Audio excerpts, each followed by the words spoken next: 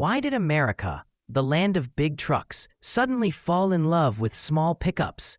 What made names like Datsun, Ranger, and S10 more than just vehicles and into cultural icons? The truth goes back further than you think. As much as I try to keep things balanced when talking about trucks, sometimes history itself has a way of pulling me in. And when we're talking about small pickups, especially names like Datsun, the Ford Ranger, and the Chevy S10, it's impossible not to feel that pull. But to really understand where these trucks came from, we first have to ask. Well, let's rewind a little. In the 1950s, the small trucks that we think of today, like the Ranger or the S10, simply didn't exist. Back then, American automakers were focused on big, sturdy, full-size pickups. Trucks like the Ford F-100 or the Chevy 3100 weren't just vehicles. They were workhorses, built to handle farms, heavy loads, and America's growing highways. Ford, for example, was pushing its second-generation F-Series through the early 50s. By 1956, the Ford F-100 had become an icon, not just because it could haul, but because it looked stylish doing it. And you could even get a V8 under the hood. Chevy, on the other hand, had the Advanced Design series in the early 50s and then introduced the Task Force lineup in 1955. Trucks like the Chevy Cameo Carrier stood out, bringing car-like comfort and design into what had always been a rugged segment. But across the ocean, something very different was happening. In Japan, Datsun was quietly building the foundation for the compact pickup movement.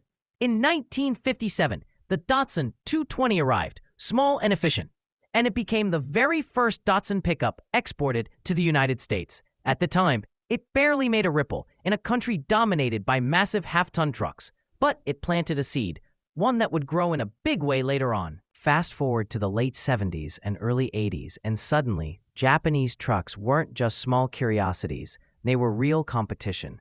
Toyota and Datsun had proven that Americans wanted compact pickups too, affordable, fuel-efficient, and easy to drive in cities and suburbs. This success pushed Ford and Chevy to respond.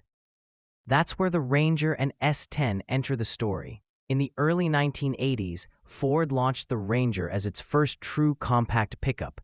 Chevy countered with the S10, introduced in 1982. Both trucks were smaller, lighter, and designed specifically to go head-to-head with Datsun's offerings. They weren't just trucks for work. They became the trucks for young people, for first-time buyers, for anyone who wanted to live the truck life without paying full-size prices. And that's the moment when the compact pickup really became part of American car culture. For some of us, seeing an S10 cruising down the street or a Datsun parked outside a hardware store is as nostalgic as it gets. They weren't the biggest trucks, but they carried the biggest personality. So when we ask, when is this from? The answer stretches across decades. It begins in the 1950s with full-size American workhorses, picks up momentum in 1957 with Datsun's first exports, and explodes in the 1980s when the Ford Ranger and Chevy S10 finally joined the fight. And looking back, it's clear, these small trucks didn't just change what we drove. They changed how we thought about trucks altogether. And this is the real fun. These trucks were small, but their story was big. Datsun brought down the seed. Ranger and S10 created a whole jungle.